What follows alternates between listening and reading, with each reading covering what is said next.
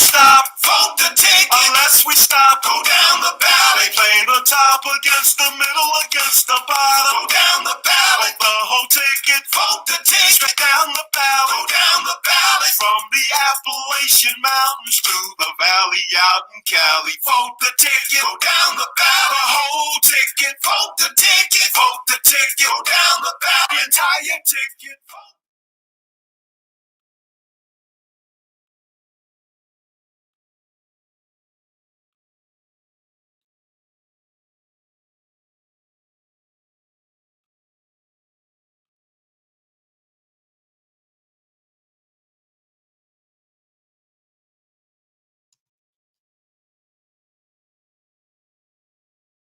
Well, I know who I'm going to vote for president.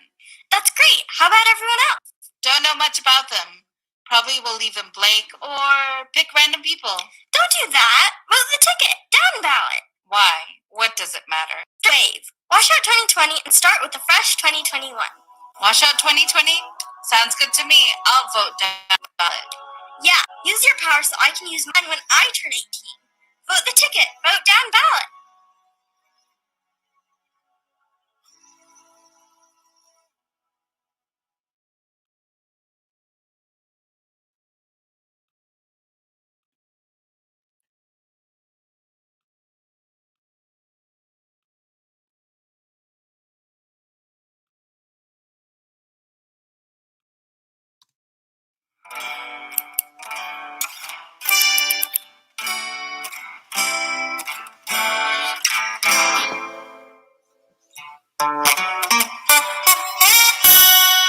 Voters, oh, down ballot voting to have in this situation.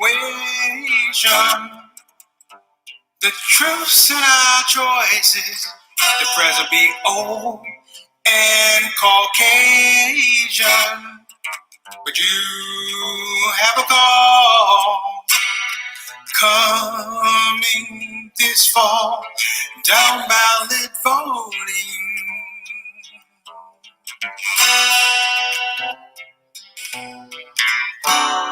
For whom the bell tolls,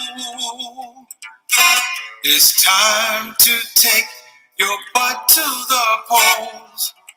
And don't dare waste time. If you do, you're saying this message just fine. And wear your mask. Be safe, complete the task. Down ballot voting.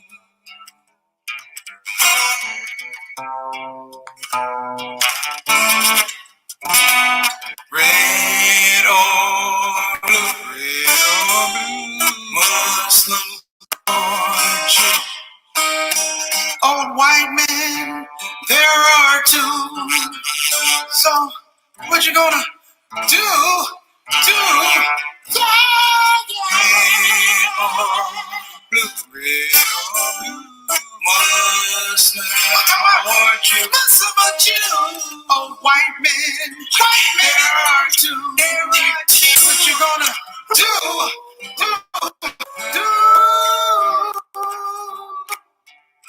Down ballot voting. Down ballots. Choose down ballot voting. Down ballot voting. Comedian Preacher Moss. I'm not really a singer. He's unemployed. But I know one thing. Brought to you by two black men that should be working, but we're out of work because of COVID. It happens. Thank you. And don't forget to vote. Down ballot voting. November 3rd. See you November 3rd. Yeah.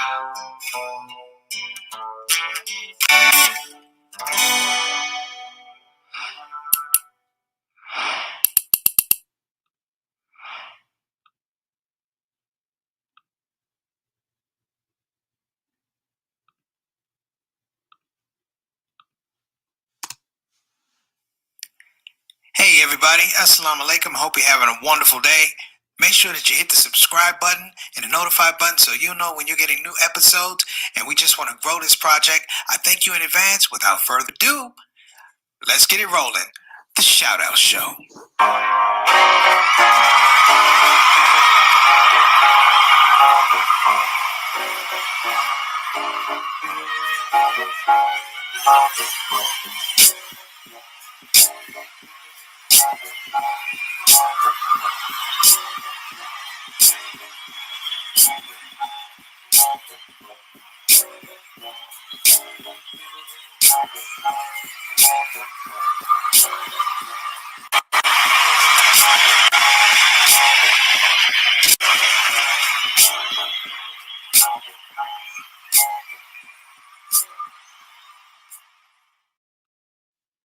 Assalamu alaikum warahmatullahi wabarakatuh, everybody. I'm Preacher Mars, host of the SOS, the ShOUT show. Going hard in the paint for down ballot voting. As you see, we are all in. I've seen the debates. I've seen the lack of debates. I've seen the debacles. Brothers and sisters, this is mission critical. So before I even get into that, and our topic of the day, which is a great topic, by the way, I hope you tuned in. I hope you saw that we're going to be talking about creative killers. This is the Reboot show, because we had some technical difficulties the other time. You know what? But God works in amazing ways, because you know what? As I thought more about the whole idea of creativity killers, brothers and sisters, I left some major things off, and I put them on the list today because I want you to have them. All right, so if you're a first-time participant of the SOS show, I just want you to know some simple rules. Number one, thank you for coming. Number two, click that subscribe button. I think we're at 126. I'm going to get to 127 by the end of the week. On top of that, brothers and sisters, if it's your first time coming to the show, you are officially a part of the SOS family, the SOS soldiers. Let me tell you about the community that you're a part of. This is a unique, eclectic group of people from around the world that tune in, especially our SOS soldiers from the UK, Indonesia, Australia, the United States, all over. They come here, and this is the thing. If you have something on your mind, don't hold it on your mind. You're with family. Put it in the comment section to make sure that you get your official shout out. And everybody knows on the show that when you get a shout out on the ShOUT show from Preacher Mars, that shout out is into perpetuity. People are going to go back and they're going to see your shout out way when the world is over. Somebody's going to discover something called YouTube and dig it out of a fossil, and they're going to see your shout out. How about that? So, for my regular shout out show, folks, you know how I feel about you. Thank you for coming. I got a long list. I got Mom, I got Miss Eleanor, I got my Aunt Maxine, I got Satana, I got Sakina, I got Ika, I got Rabina, I got all folks, Autop, all these people come to the show.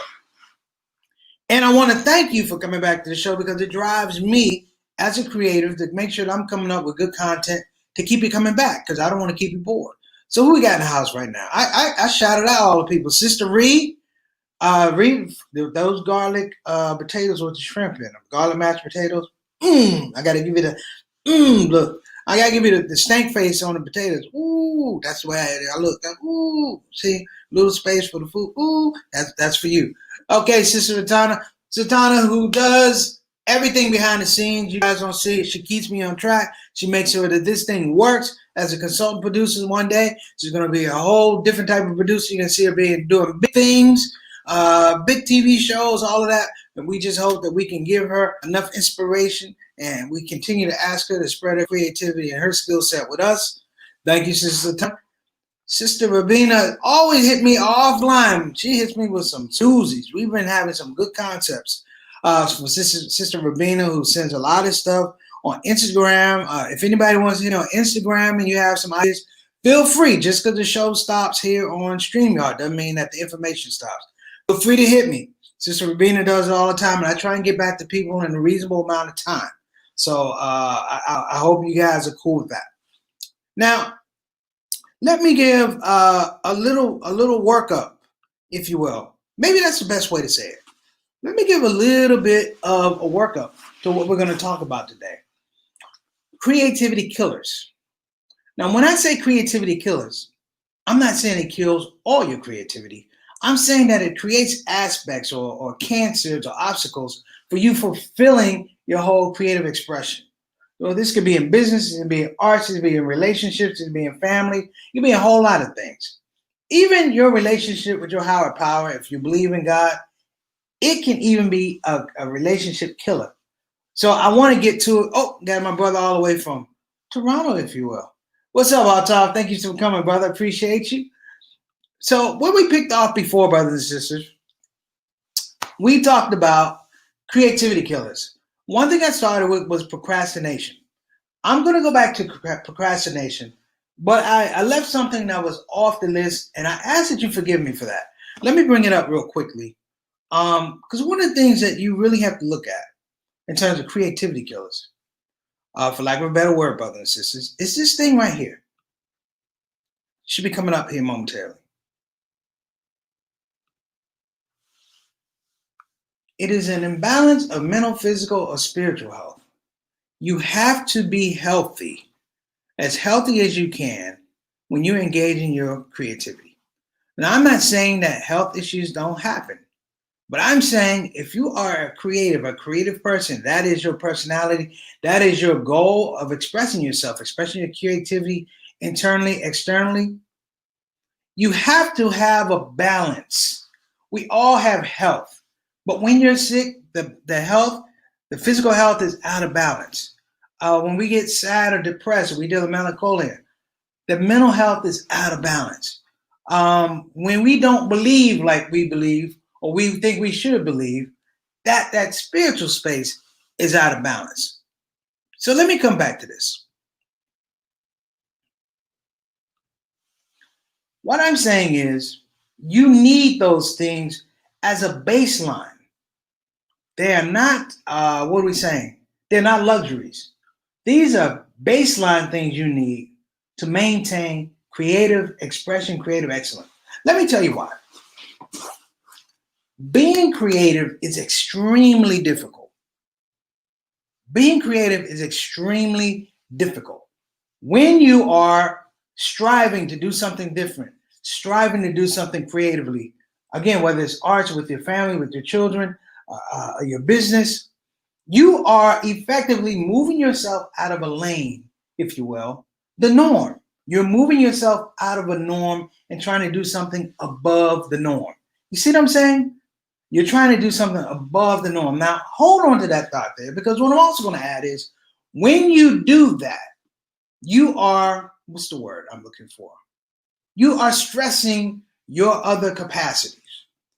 You're stressing your other capacities. You are intensifying your experience. You are, what's the word? Spiritually, mentally exerting your creativity. And thus, because you are doing something extra above the norm, it's even more important that you have a balance. Let me give you an example. Basketball, Michael Jordan. Okay? This is what people don't know about Michael Jordan. There's a thing called deliberate practice, and he and Kobe Bryant and people like them, and really LeBron James at this point, they are practitioners of deliberate practice. This is what I mean. While a practice may be 2 hours with your team, going through the plays, listen to the coach, listen to the game plan for the next team, that's 2 hours. Everybody does that 2 hours. Think of yourself as you're doing it 2 hours. Now, when the rest of the team goes home, you come back to the gym and you work on your own game, specifics to make yourself better for another 2 hours. Do the math. Normal people are doing 2 hours, you're doing 4. And why am I saying it's important? Because you're doing more. And in doing more, it requires that you take care of yourself a lot more, because you're putting more pressure on your body, more pressure on your mental capacity, more pressure on your physical capacity, more pressure on your spiritual capacity. If you don't believe what I'm talking about, look at some of the most creative people in the world. I was watching Prince today. Prince was playing Jimi Hendrix, Red House, amazing cover of a song. And I realized that these two men are gone. Prince, gone. Jimi Hendrix, gone. Now you can say drug overdose, accidental drug overdose, but if you go back and look at the record, their lives were out of balance.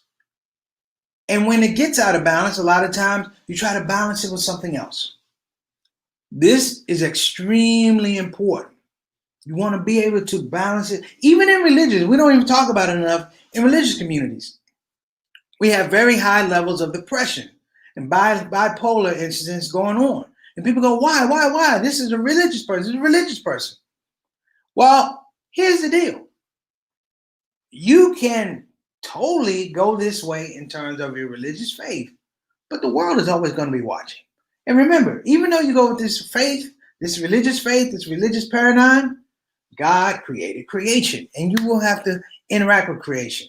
And everybody ain't going to be on that same level. Again, balance. Think about that one.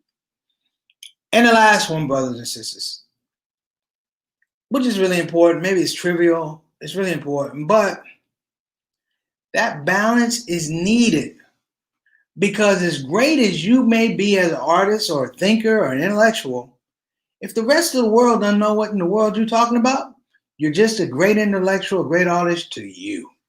I can tell you plenty of times of things I've created and ideas I thought were fantastic, going to change the world, but the world wasn't ready. And if you're not balanced, that can throw you into a deep depression. That can throw you into uncertainty, things like that. You begin to doubt yourself. You may even begin to doubt God. So I'm telling people, be balanced. So even if you have a business, be balanced about your business. Figure out the little things creatively you want to do for your business, but do it with balance and do it with patience. Okay. Allow me to go back to the list. The second thing that I brought up, and I'm going to go back to it, is procrastination. And I put procrastination in here because sometimes procrastination is a good thing. When I say it's a good thing, it means this. Sometimes procrastination is the thing that gives you just a little balance. Sometimes that nap that you weren't intending on, but it came through anyway, that's your body saying, hey, wait a minute. I'm here to help you, but let's be real, brothers and sisters. Let's be real, brothers and sisters, that, for lack of a better word, we need a break. We need a little bit of a break. Now, procrastination is different if it means that you're not trying to effectively deal with the things that are in front of you. And it even goes beyond just doing creative activities, creative exercises. I'm talking about you're not dealing with realities in front of you. And sometimes we procrastinate the other way. We will use our creative nature to talk about we don't want to deal with the rest of our life. Again, that goes back to balance. So in that situation, brothers and sisters, I'm going to implore all of us, for the procrastination, this is what you can do. My procrastination reminder is my mother, Mary Moss, who at a very young age would remind me, oh, you're gonna. Those are my mother's words. Hey, you're gonna get up and do that? I'm gonna. You get it? I'm gonna. But you know what my mom would say, and I would get upset about her saying gonna. I realized how many times she said it. And then you find yourself in a situation where you're rushing. And then you're rushing, and then you have this imbalance. Like, I could have done this 2 days ago, and I've been thinking about it. Know yourself in that situation. The next one, applying success as a metric for growth. I began to talk about this, brothers and sisters. I began to talk about this. So what I'm going to say in this situation is this. Success does not come quickly. It doesn't come instantaneously. And because it doesn't come instantaneously, you have to value it as something that, if it happens, great. If it doesn't happen, you have to value the lessons that have come along with that. In some regards, failure will give you more insight. It will inform you more than success. And I say this because people confuse success with growth. You can grow even when you have a failure. Think about it. You grow on the way. Success is the end result, right? Success is the end result. The growth is the goal. The growth is the goal. And sometimes you may be going 10, 15, 30, 45 years, whatever. Whether it's a business, whether it's just knowing about yourself. That is the most important thing. That is the thing that you can value. Because you can have success, but it may not be the biggest success. Per se, I can say I want to be talking in the next 30 seconds, and that success is small. It's relative. But meaningfully, I have to say growth is the idea that you're looking for. So let me go to the next thing. Inspiration versus showcasing. Inspiration versus showcasing. Well, preach, what does that mean? If you're inspired, inspiration comes with some things. It comes with a little bit of a dogged pursuit to get your goal done, but it also comes with the fact that you're willing to grind and work and discipline yourself, and in some regards, deny yourself the basic things, the given things. There's a rule about musicians. The great saxophonist John Coltrane was known to play a full session up on 52nd Avenue in New York. He would play a full session, 2, 3, 4 sets, 2, 3 in the morning, come home to New Jersey, go up in his garage and play another 3 hours. Now, you can sit there going, that's a little excessive. You could say it's a little excessive. But to him, it wasn't excessive. He loved the perfection or the pursuit of perfection in his own horn playing. And it was inspiration. You see, when you're really, really inspired, you don't care who's around you. You don't work. That's why I don't like to go to the gym, because the gym is like everybody, I'm inspired to work out. Blah, blah. Cool. I'm running on the treadmill. I'm like, cool. Get up and go to the track. Run on the track at 4:30 in the morning, 4:45 minutes, nobody there. But don't do it once. Do it twice, do it 3 times, do it 10 times, do it 15 times. And I want to see that type of inspiration. You want inspiration. You don't want showcasing. Showcasing is because in that space you're working for other people. And let me add this on to what I said earlier, brothers and sisters. What I said earlier about that idea of balance. When you are working, this ties into inspiration. When you're working creatively, you need the balance of spirit, mind, of course, spirit, mind, and health. This is the reason why. Because when you're really working creatively, when you step out of the lane that everyone else is doing, you're not going to have all of the fallbacks that everybody's doing. You're not going to have all the accoutrements of going along to get along, mainstream. There are some people who develop whole new aspects of musical sound, but they had to leave this thing and they had to undergo a certain level of ridicule, uncertainty. And in some regards, people had to even undergo death merely because they thought differently. And because they're doing that, that's why I'm saying that you have to keep that strength. Because you don't have those things, it won't be just a creativity killer for you. It allows other people to kill your creativity. All right. So let me go back to this other one right here. We're zooming through it today. Your art is not universal. You have to make a case. Can I get the church to say amen? Can I get the church to say amen? Your art is not universal. You got to make a case. Brothers and sisters, when Jesus showed up, his Lord, he wasn't universal. He had to make a case. Prophet Muhammad, peace and blessings be upon him, when he showed up, he didn't have a weapon and crew. He had to go out there. He had to make a case. It's for all of you brothers and sisters that are creators. You got to make a case.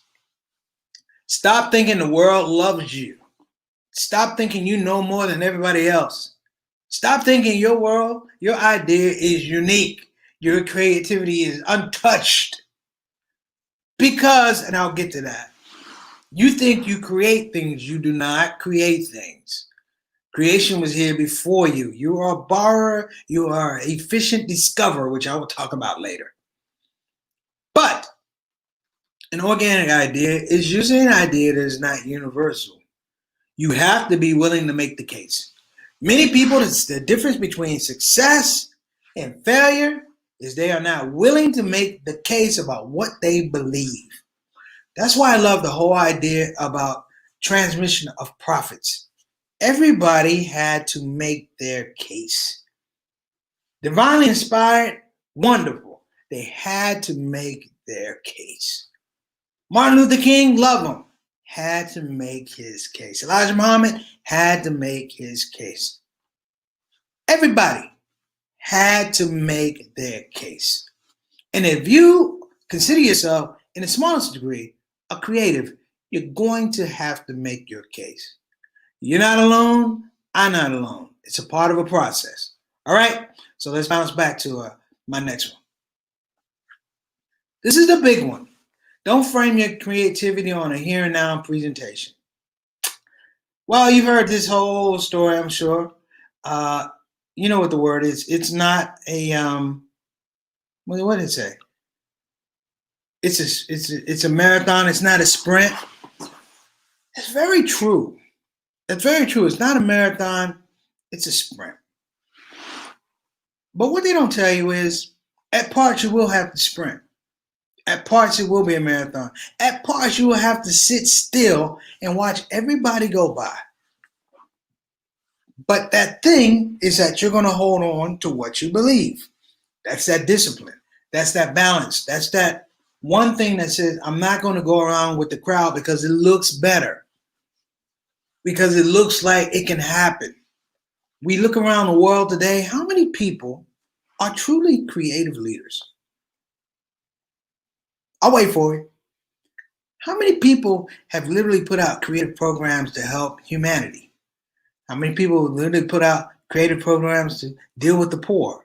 How many people put out creative programs for our children, our daughters, our sons? How many people put out creative programs to protect our women? Now, I'm not being picky or things like that, but I'm saying the numbers are few and far between. Here's the deal, because everybody is very, very, for lack of a better word, very comfortable with status quo. You heard me a couple shows ago talking about 5 things Muslims need to do for success to thrive and not survive in 2020. One of them was this, and I'm going to go back to it. PTG, pull the goalie. Pull the goalie. What that means is, if you have a situation whereby you know a certain outcome, but you have a chance to change that outcome, are you going to wait to the possibility to the end where it's going to be your worst or your best option is going to be maybe a mediocre result? Or are you going to address it earlier when one possibility may be mediocre, but you may be able to strive or achieve something above it?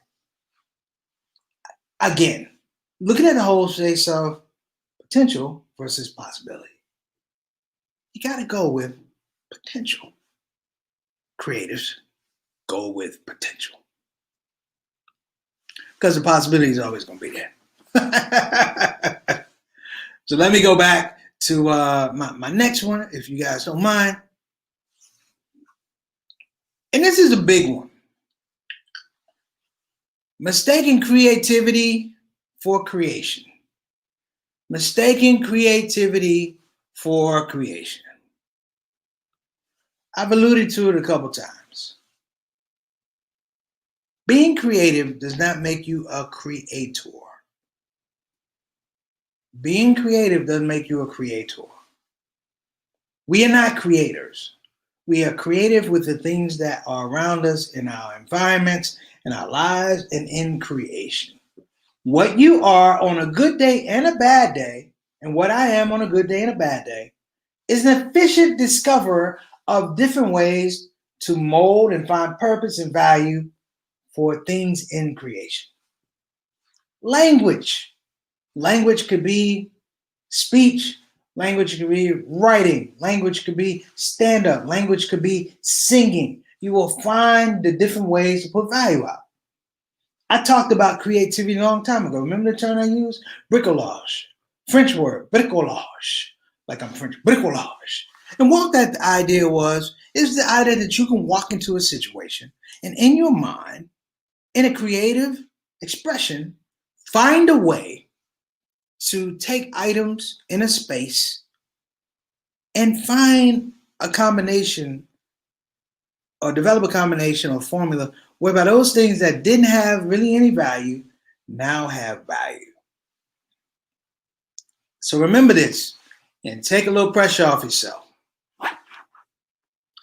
Being creative does not mean that you are a creator. Being creative means that you're not a creator. Take that pressure off yourself. I see way too often people talk about, look what I made. Look what I did. Look what I discovered. You discovered, I'll give you that. Look what I created. I created, because we throw that title around, the creator. Like, I say All It Made Me Funny. I didn't create All It Made Me Funny. I'm the founder. I discovered a way to do it. But I would never put myself in that space. And to take pressure off yourself, don't put yourself in that space. Now, let's run through these things before we get out of here real quickly. Number one, creativity killers. Imbalance of mental, physical, or spiritual health. You got to have those things in place, brothers and sisters. Check yourself. Like I said, do a checkup from the neck up. From the heart, check that part. And for your spiritual health, understand that requires balance too, because if those are not in balance, then I would have to say that you are opening yourself up for a lot of things that make you vulnerable and don't necessarily make you creative. Procrastination, hey, sometimes you ain't feeling it, sometimes you are. It's okay. What's my point? My point is this. Don't let procrastination be the thing that allows, or you use your creativity for procrastination to not deal with things. Everybody here has to deal with things, self-included. Applying success as the metric for growth. Don't do that. Growth is the thing that you're really trying to do as a creator. Your art is not universal. You have to make your case every time you go out, brothers and sisters, and you're trying to do your art. You're trying to do your creative dance, if you will. Be willing at the beginning to try to understand that you have to make your case. That's why I love certain artists, because they act like nobody knows them. Every time they go on stage, they're trying to make their case. Same thing with certain athletes. Doesn't matter how many championships I have, I'm trying to make my case. I've seen some reverends, every time they go on the pulpit, every time they get on the minbar, they act like their last 3, 4, 500 visits to the minbar, visits to the pulpit were garbage. They got to make their case. So remember that. Don't be afraid to make your case, because if you are, it's a creativity killer. Don't frame your creativity on a here and now presentation. I think I might have missed that one, but here's the deal. Don't frame it on a here and now presentation. You may not be around when people discover what your gift was. You may go your whole life not understanding what your total creative gift was. And don't be distracted that you don't know. Keep plugging away. I saw this thing on Real Sports today about a guy up in Buffalo, wrongly accused for the murder of somebody. This guy wound up doing 27 years in prison. The thing, brothers and sisters, the thing that saved his life was that he saw a picture. Well, a warden asked him to draw him because he was a prolific artist. Somebody sent him some colored pencils. And he was a prolific artist. And the warden asked him if he could draw him a picture of the 12th hole of Augusta, a golf course. And he asked the warden, well, no, I've never been there. He said, can you bring me a picture? And he wrote the picture, he got the picture, and he drew this incredible rendition of this art, of this hole, this golf hole in Augusta at the Masters. The warden loved it so much, he just treasured it. And the guy said he loved and found so much peace in that art that all he did for the next 10 years, he just drew golf courses, certain holes on golf courses. And after a minute, he didn't need them. It just came to his mind. He drew everything about golf. And he sent all, and I'm paraphrasing, he sent all of his photos to a reporter for Golf Digest. Check it out, Real Sports. He sent all of his drawings to a reporter at Golf Digest and told him what he was going through. Told the guy he was wrongly in prison. The guy looked into it. He got a lawyer. And brothers and sisters, that dogged inspiration to draw under the most oppressive situation of Attica prison, it led this man to be exonerated. And now he's had 2 exhibits, one in Buffalo, the city that locked him up, and one in Manhattan. So I'm going to leave on that note, but I just want everybody to know, hey, listen, you have to be balanced. Why am I talking about this guy? He did 27 years in prison. 27 years in prison. That should have broke him. That would have broke any man or any woman, and we'd have been understanding of, hey, it was 27 years. But his art, his creativity, his balance allowed him not only to draw these things, but to continue to draw and continue to excel. We're talking about a guy drawing for 10 to 14 hours a day. He's talking about thousands of hand-drawn pictures of golf courses. And it turns out the thing that winds up getting him exonerated and coming out of prison. So, my brothers and sisters, I gotta go. I'm going to talk to you a little bit later.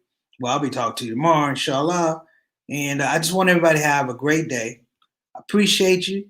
Again, think about what we said, and inshallah, we'll see you tomorrow. Assalamu alaikum wa rahmatullahi wa barakatuh.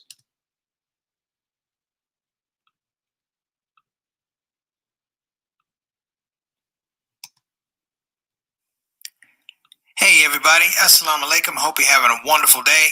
Make sure that you hit the subscribe button and the notify button so you know when you're getting new episodes.